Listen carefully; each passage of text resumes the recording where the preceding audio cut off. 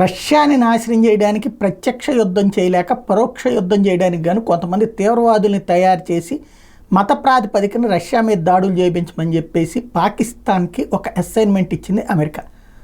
దాదాపుగా రెండవ ప్రపంచ యుద్ధం అప్పటి నుంచి పాకిస్తాన్ స్వతంత్రం సంపాదించినప్పటి నుంచి దానికి అతిపెద్ద అసైన్మెంట్ అదే.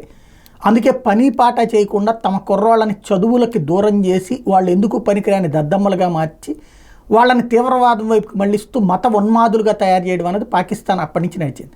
అక్కడ 1+1 ఆఫర్ అన్నట్టు అందుకోసం పాకిస్తాన్ రష్యా మీదన తీవ్రవాదులు పంపిస్తోంది కాబట్టి దానికి ప్రతిగా పాకిస్తాన్ భారతదేశంలోని కాశ్మీర్లో లాక్కోవడానికి చేస్తున్న ప్రయత్నాలకి అమెరికా సహకరిస్తూ వచ్చేది. అయితే ఈ ప్రచ్ఛన్న యుద్ధపు ఇష్యూ అయిపోయాక పాకిస్తాన్ వ్యవహారం సన్నగిల్లేటటువంటి పరిస్థితి. ఆ టైంలో నిధులు కొరత అయిపోయింది. దాంతో బిన్ లాడెన్ మమ్మల్ని వాడుకుని వదిలేస్తారా అన్న కసితో అమెరికాకి సంబంధించిన ట్విన్ టవర్స్ని కూల్చిపడేశాడు. వరల్డ్ ట్రేడ్ సెంటర్ కూలిపోయింది. అప్పుడు తమ దేశంలోనే పేలిపోవడానికి కారణం ఏంటిరా అని చూస్తే ఈ పాకిస్తాన్ తయారు చేసినటువంటి అల్ఖైదా ఉగ్రవాది బిన్ లాడెన్ అని తేలింది. అప్పుడు బిన్ లాడెన్ని లేపేశారు. ఆ తర్వాత వచ్చే నాయకుల్ని చంపుతూ వచ్చారు, అందరినీ చంపుతూ వచ్చారు. అసలు నడిపించేది ఎవరనేది తెలీదా?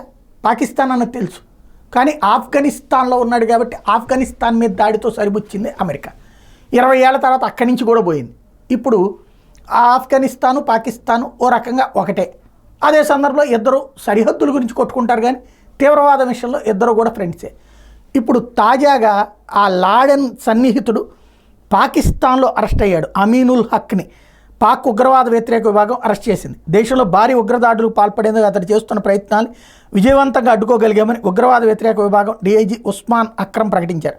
నిఘా వర్గాల సమాచారం మేరకు పంజాబ్ ప్రావిన్స్లోని గుజరాత్ జిల్లా సరాయ్ అలంగీర్ పట్టణంలో దాగున్న అతన్ని పట్టుకున్నట్టు అక్రమ్ చెప్పారు. ఉగ్రవాదం మీద జరుపుతున్న పోరాటంలో ఇది కీలక విజయం అన్నారు. ఉగ్రవాదిని సృష్టించినోడు ఉగ్రవాదం మీద పోరాడుతున్నాడంట. వీళ్ళే తయారు చేశారు. ఇప్పుడు ఏంటంటే అమెరికా ఇప్పుడు ఈ నిధులు ఇవ్వమంటే ఇవ్వట్లేదు. ఉగ్రవాదానికి సంబంధించి ఉగ్రవాదుని సృష్టించే దేశానికి ఉగ్రవాద బాధిత దేశంగా నిధులు ఇచ్చేది, అది ఇవ్వట్లేదు. ఇప్పుడు తీవ్రవాదిని వీళ్ళు తయారు చేసిన తీవ్రవాదిని వీళ్ళే అరెస్ట్ చూపించి ఇప్పుడు డబ్బులు అడుగుతారనమాట అమెరికాని.